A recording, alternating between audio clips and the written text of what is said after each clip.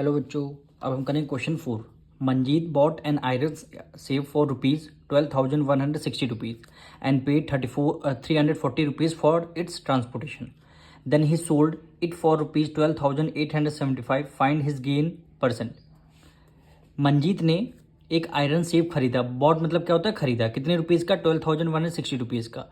And उस पर जब खरीदने के बाद ट्रांसपोर्टेशन यानी जहाँ से खरीदा होगा वो जहाँ कोई सी भी जगह ये लेगा, चाहे घर पे लाए होंगे, वहाँ से आने तक का एक्सपेंस कितना है? 340 रुपीज़ उसकी ट्रांसपोर्टेशन कॉस्ट है, यानी उसका भाड़ा। तो वही अगर आपको यहाँ से बोला जाए आपको टोटल कॉस्ट निकालनी हो तो आप टोटल कॉस्ट दोनों को क्या कर देंगे? ऐड कर देंगे, यानी टोटल कॉस्ट प्राइस। बॉट मतलब क्या होता है? खरीदना। खरीदने का मतलब है कॉस्ट प्राइस, यानी कॉस्ट प्राइस आपको कितना, दोनों को आपको ऐड करना पड़ेगा। जितने का आपने खरीदा है और ट्रांसपोर्टेशन कॉस्ट आपने जो भी पेड किए हैं, दोनों को आपको ऐड करना पड़ेगा, यानी 12160 और ऐड क्या हो जाएगा? 340 रुपीज़, क्योंकि ट्रांसपोर्टेशन कॉस्ट भी आपके कॉस्ट प्राइस में ऐड की जाती है। अब इसको ऐड कर लेते हैं। 0 में 0, 6 + 4 10 हो गया, 1 कैरी गया, 3 एक 4 एक 5, ये आपका यहाँ पे 5 हो गया, फिर 1 2, यानी 12,500 रुपीज़ इसकी टोटल कॉस्ट प्राइस आपकी आई है। उसके बाद बोला गया है इसको आपने खरीदा, मंजीत ने खरीदा। उसके बाद मंजीत ने, यानी सेलिंग प्राइस इसकी कितनी है? सेलिंग प्राइस है ₹12,875, यानी टोटल कॉस्ट प्राइस 12,500 है। फिर मंजीत ने फिर अगेन इसको बेच दिया 12,875 रुपीज़ की। तो वही बताना है गेन हुआ है, क्वेश्चन में बोल दिया है गेन हुआ है। तो गेन का क्या फॉर्मूला हुआ है?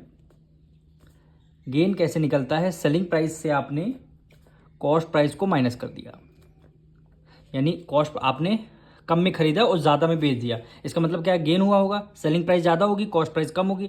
तो सेलिंग प्राइस आपके पास है कितनी? 12,875 माइनस कर देंगे, कॉस्ट प्राइस आपकी कितनी है? कम है, यानी 12,500 रुपीज़। यहाँ से आपका क्या निकल के आएगा? गेन निकल के आएगा। अब आपका ये आपका 5 आ गया, इसको माइनस करके देख लेते हैं, यानी 12,875 को 12,500 से हमने क्या कर दिया? माइनस कर दिया। ये आपका 75 आ गया,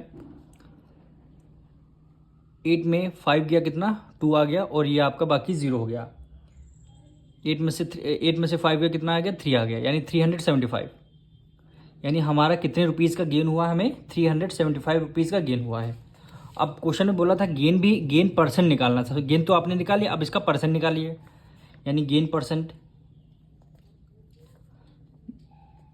परसेंट कैसे निकलता है? कभी भी आपको गेन परसेंट निकालना हो या लॉस परसेंट निकालना हो तो डिनोमिनेटर में क्या रखते हैं? कॉस्ट प्राइस रख देते हैं, और मल्टीप्लाई परसेंट निकालना है इसलिए मल्टीप्लाई 100 करते हैं। और गेन निकालना है तो गेन न्यूमरेटर में आएगा, लॉस निकालना है तो लॉस न्यूमरेटर में आएगा। अब अभी हम गेन निकाल लें तो हमारा क्या आंसर आ जाएगा? 375 न्यूमरेटर में आ जाएगा।